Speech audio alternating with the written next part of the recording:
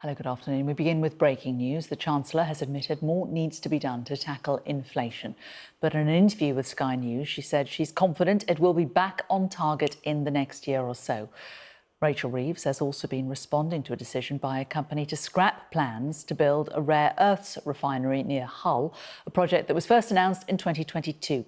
The Chancellor was talking to our economics and data editor, Ed Conway, during a visit to Washington, D.C., from where Ed joins us now live. Ed, good to talk to you. So the Chancellor appearing relatively confident despite the latest figures.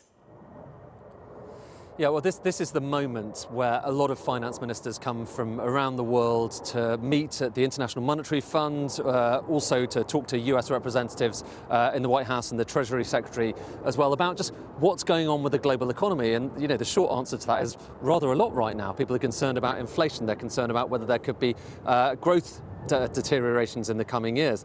They're concerned too about the supply of critical minerals, because if you want to be building things like technology, like server farms, like wind turbines and different defence applications, you need to get hold of those critical materials from around the world. And right now, most of the supply of many of those minerals, including rare earths, which is a kind of suite of those things you need to make things like wind turbines, most of it comes from China. So there's a lot of focus on all of these issues right now. We heard actually just in the last 24 hours that one of these rare earth refineries that was planning to open in the UK has changed its plans. It's not going to be opening a processing plant in Hull. It is instead going to be situating it in the US. And that comes back to the fact that there is this race underway to try and find these materials and to try and source them. And the US is kind of throwing more money at its companies than anyone else. So that was one issue that I put to the Chancellor in our interview. And you can listen to the whole thing right now. Chancellor, thank you for talking to us here. I think I remember it was 3 years ago in Washington that you did this big speech on securonomics, didn't you? And part of the point of that was where something is made and who makes it kind of matters in a way that maybe we didn't kind of appreciate before. I just wonder, obviously, you've probably seen the news that a rare earths refiner, Pensana, they're not going to be refining rare earths in the UK. They're going to be moving that to the US instead. It feels like quite a blow, given all the things I know that you take very seriously.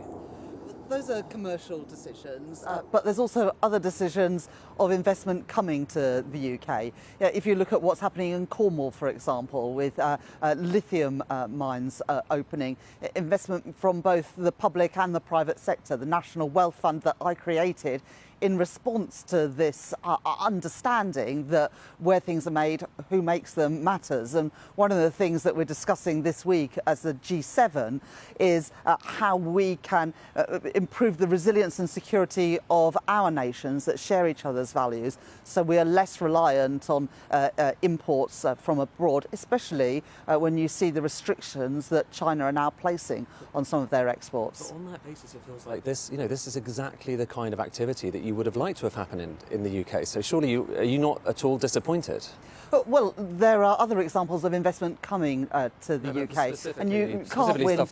This decision. You can't win every investment decision, but there's plenty of investment coming to the UK, whether that is in critical minerals, or indeed when it comes to things like AI and technology, or indeed on energy investment, where similar to critical minerals, we need to wean ourselves off Russian oil and gas. We have done that in Britain. You saw the announcements yesterday at cracking down further on oil refineries that are still refining Russian oil in India and in China as well, because who makes things and where they're made really matter. We have got to, as countries that share each other's values, ensure that we are more self-reliant than we have been in the past. But isn't that the point? A company that wanted to make us more self-reliant for rare earths says that it's not going to be building a plant in the UK, it's going to build it in the US instead. And it's saying that's partly because there's just more incentive to do it in the US. I mean, this is totally relevant to securonomics, isn't it?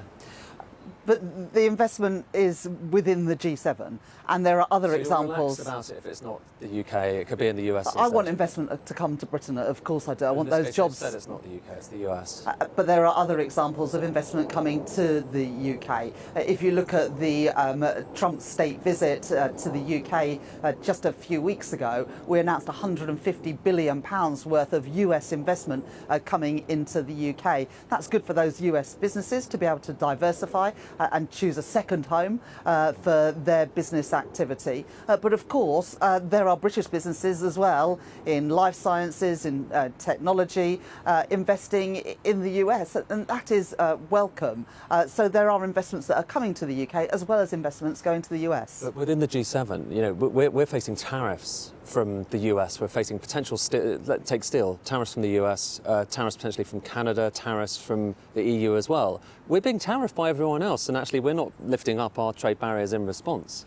I think if you look at what Britain has done in terms of trade this last year, we are the envy of the world, and certainly here amongst other finance ministers. Much higher tariffs than before. If you look at what we've managed to achieve in the last year with a trade deal with the US, the first country to achieve a trade deal with the US, the lowest tariffs of any country of the world with the US, a trade deal with the EU, undoing some of the most damaging impacts of Brexit, but also the most comprehensive trade deal with India, the fastest growing economy in the G20. Those are things that other countries haven't secured, and it puts us in an advantageous position. If you take steel, for example, tariffs on UK steel going into the US are half the tariffs of anywhere else in the world. What you said they would be. And we're still negotiating on that, as we are negotiating. Well, we're still negotiating on that, and negotiating in other areas as well, like pharmaceuticals. But if you look at other countries in the world that are facing 50% tariffs on steel exports going to the US, you can see that we are in a more competitive position than any other country in the world. And that reflects the negotiating and the relationship that our Prime Minister, Keir Starmer, has built with the US, including with President Trump. And it's in our national interest to get those trade deals, because we are an open trading nation, open to countries around the world. And it's because of that trade deal that we secured with the US that we've seen that investment flow into the UK from the biggest economy in the world. But also when Keir Starmer went with a trade delegation of more than 100 business leaders to India just a couple of weeks ago, that's securing investment opportunities, but also export opportunities for great businesses in the UK. Just on inflation, because I know that you've been focused on that. It is very high in the UK. You've got a budget coming up. I mean, do you think, is it fair to say that at least some of the things that happened in the last budget contributed to higher inflation right now? Well, inflation is a global phenomenon, and other countries as well. We're higher than anywhere else in the G7. Well, we've got the second fastest growing economy in the G7. We do currently have the highest inflation in the G7, but it is a long way off the inflation that we saw under the previous government, where it went above 11%. But do we need to do more to bring down inflation? Absolutely we do, and we're working closely with the Bank of England to make sure that that inflation comes down back to target at 2%, and where it is forecast to get over the next year or so.